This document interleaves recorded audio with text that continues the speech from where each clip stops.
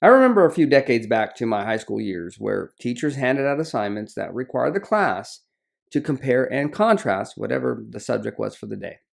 So I'm going to compare and contrast the Republican primary candidates for the 2024 presidential election. What makes them the same and what makes them different? Capping it all off with an A plus through F rating for each candidate. With this information, hopefully you can determine who to believe and ultimately who you will support. So, class is in session in this episode of Office of the Patriot.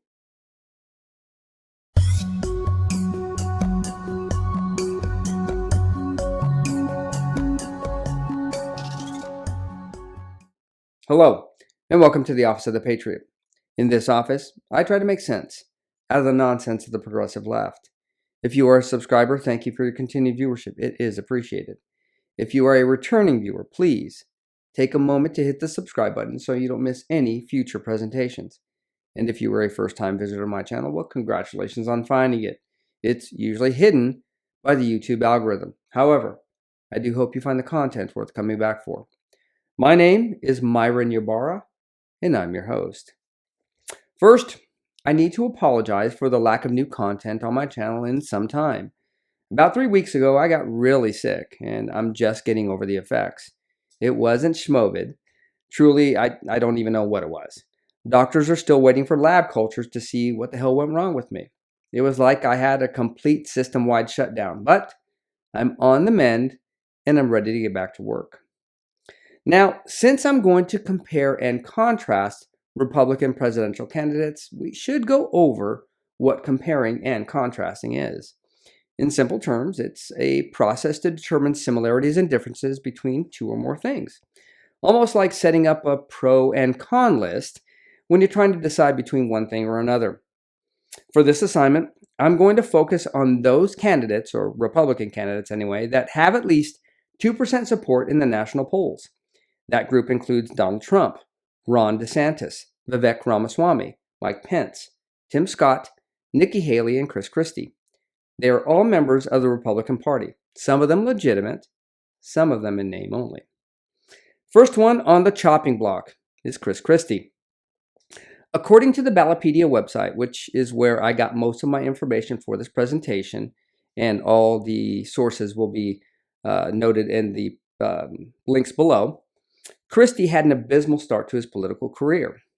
He served as a two-term governor in New Jersey, and in that time, he was responsible for credit downgrades that resulted in a $107 million budget gap for the state. Christie also had his butt kicked up to his shoulders by the New Jersey Superior Court that struck down his $1.57 billion cuts to the state pension fund. And to add insult to injury, Christie was responsible for Medicaid expansion under the Affordable Care Act, aka Obamacare, something he claimed he opposed, but had no problems accepting federal dollars for. For Christie's 2024 campaign promises, they're almost impossible to find, and I'm not referring to the ones he alluded to in the last debate. It's because he's too busy attacking Trump. His own campaign website is just a donation page with no campaign promises noted. So if you donate, you really have no idea what you're getting for your money. And as a result of this, Christie rates a D, because I believe he's a career politician and has done nothing noteworthy, either as a governor or within his current campaign. Next on the block is former VP Mike Pence.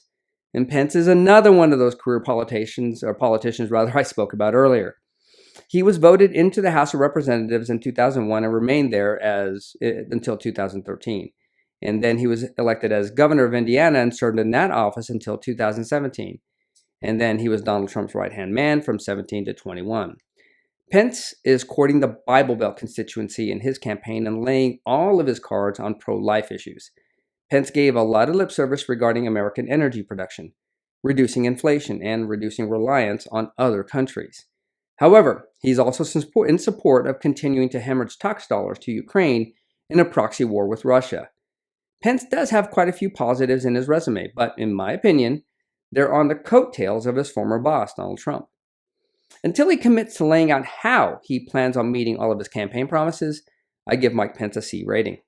Plus, I don't believe he has the necessary backbone, the wherewithal, to clean up the bureaucracy in Washington. And that moves us to Tim Scott. Tim Scott has the pulled up by the bootstrap story of the bunch of these guys. Scott grew up in the rural South and coined the phrase from cotton to Congress to illustrate the point: if it's worth working for, it's going to be hard. Scott is also courting the Bible Belt constituency, however, primarily from a place of faith and family. Scott is also a career politician with 10 years as a U.S. Senator from South Carolina. Scott's most notable campaign promises include reducing taxes and the national debt, supporting charter schools, increasing security at the U.S.-Mexico border, and investment in the United States military and law enforcement. Again, like other politicians in this list, he's provided no real roadmap on how he plans to accomplish these goals. Tim Scott earns a B- grade as a result. He is an affable fellow and appears to have a genuine interest in doing the right thing. But at this time, the D.C. political arena is extremely corrupt, and I don't think he has the fortitude to clean it up. I do believe he would make an excellent cabinet member, though. The only XX chromosome candidate to make the polling and financial cut is Nikki Haley. Haley's been in politics since 2017 when she worked as an ambassador at the UN during the Trump administration. And prior to that, her skill set stems from her financial experience as a CFO to her family's clothing business. She's using her experience at the UN to bolster her foreign affairs portfolio, which is a really smart move. However, she's also in support of Ukraine and its war with Russia. I'm sure during her administration, we will likely hemorrhage more money to Ukraine as well as our own military-industrial complex. She did say that both Democrats and Republicans are responsible for our current deficit, and she ain't wrong. She does check all the typical conservative boxes: pro-life, reduce federal spending, pro-school choice, and the like. And like the other candidates before her, she has no real roadmap to fulfilling her campaign promises. Because of that, and her support of the war in Ukraine, I give Nikki Haley a solid C rating. Next in line is Governor Ron DeSantis. Governor DeSantis made waves in the political arena as Florida's governor. Love him or hate him, he's really hard to miss. So much so that people on the East Coast and some of the West are fleeing to his economic sanctuary state in hopes of building a better life for themselves and their families. I actually considered it. After a stint in the United States military in the JAG office, he worked as a federal prosecutor before being elected by the Florida constituency to the House of Representatives. And in 2018, with the endorsement of Donald Trump, DeSantis won the governorship of Florida against his Democrat opponent, Andrew Gillum. DeSantis is focused on a few major policy issues: public health, where he's committed to cleaning out the system as a result of COVID-19 policies; immigration, where he claimed he would initiate a national emergency on his first day to reverse Biden's immigration policies; and his commitment to finish building the wall and reinstate Trump's Remain in Mexico policy. In education, DeSantis plans a way to do away with DEI and offer alternatives to public school. And finally, in the area of monetary policy, DeSantis pledged not to interfere with Bitcoin if he becomes president. DeSantis has demonstrated he has the wherewithal to fight those who oppose him, and his record in the governance of Florida demonstrates his competency. However, Trump gave him a shot at the governorship, and now he's running for president against him. In my eyes, that does little to demonstrate loyalty or even appreciation for that endorsement. And because of this, DeSantis earns an A-. Vivek Ramaswamy, the youngest candidate in this group of Republican presidential hopefuls, is the only candidate with no prior political experience. Vivek has a BS from Harvard College in biology and a law degree from Yale University. Vivek founded a pharmaceutical company in 2015 and was its CEO through 21 when he stepped down to publish his first book, Woke Incorporated: Inside Corporate America Social Justice Scam. In 2022, he published a second book, Nation of Victims: Identity Politics is the Death of Merit and the Path Back to Excellence. Vivek campaign promises include extensive downsizing of the FBI, IRS, and Department of Education, other federal bureaucracies, something I think we need; increasing fossil fuel production, and to end the Ukrainian-Russian conflict by ceasing funding to Ukraine and improving relations with Russia. For his polished oration and no-nonsense plan of action, Vivek gets a solid A. And finally, the man half the population loves to hate and the other loves, Donald Trump. Trump's celebrity started when he was just a real estate tycoon and the founder of the Trump Organization. However, he became a household name in 2004 when he started The Apprentice. In 2015, Donald Trump officially declared his candidacy for the 2016 presidential election and ultimately became the 45th president of the United States, beating out the Democrat darling Hillary Clinton.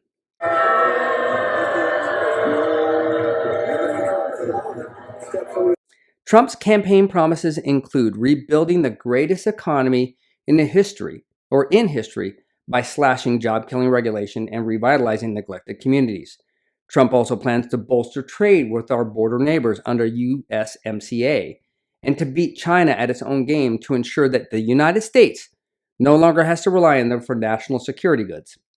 Trump will also unlock all natural energy producing resources to make the United States energy independent. Trump is committed to stopping all COVID mandates and restoring medical freedom, protecting parent rights against CRT or any gender ideology, and then restoring public safety. Of all the presidential candidates, Trump has the most comprehensive campaign promises to date. And given that he has already demonstrated that he has what it takes to be a good president, I give Donald Trump an A+ rating. So now we come to the contrasting part, which to me is actually pretty cut and dry. And it's here that I came to this realization while researching this presentation. Of all the candidates, only two came from outside the political class, Trump and Ramaswamy. And that's when it hit me. Both of these candidates have spent a good portion of their campaign fending off attacks by both the left and the right for their inexperience in all things political. Not so much Trump in this election cycle, but in 2016, that's all the pundits and his opponents could talk about. And the reason that they are different is really pretty simple. Both Trump and Vivek have sworn no allegiance to the single-party overlords who control Washington. These two wise guys actually have the audacity and gall to believe that they work for the American people and not the other way around. And that's why Donald Trump and, to a lesser degree, Vivek Ramaswamy are admired. They may not be one of us, but they understand and maybe even empathize with the plight of the everyday working man and woman. And today, maybe more now than ever, that fact alone is enough to secure our vote. This concludes today's presentation of Office of the Patriot. If you enjoyed the content, please take the time to like, subscribe, and share my channel on your social media. It is appreciated. And as always, have a blessed and healthy day and stay safe out there.